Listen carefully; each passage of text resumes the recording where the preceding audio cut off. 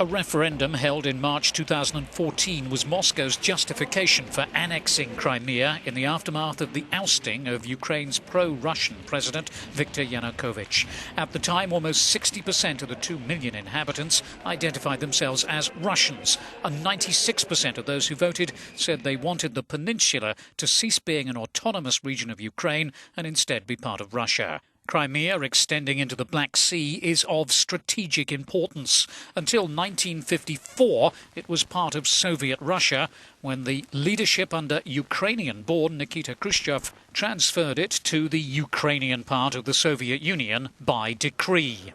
In 1992, following the collapse of the communist regime, Crimea declared independence but decided to remain part of Ukraine, though with its own parliament and government based in Simferopol.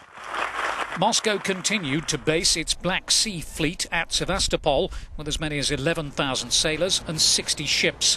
And in 2010, after years of tortuous negotiations, the newly elected pro-Moscow President Viktor Yanukovych agreed to extend the lease on the port until 2042 in exchange for cheaper Russian gas.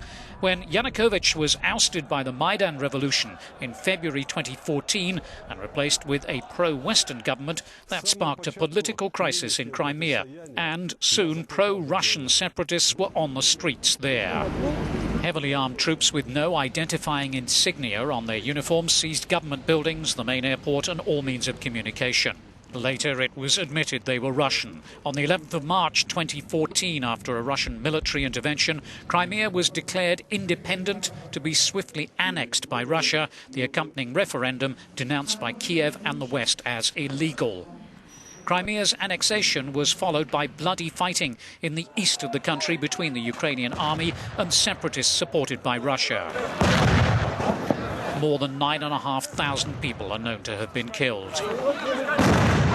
The European Union and the United States responded to Moscow's moves with economic sanctions against Russia and Crimea.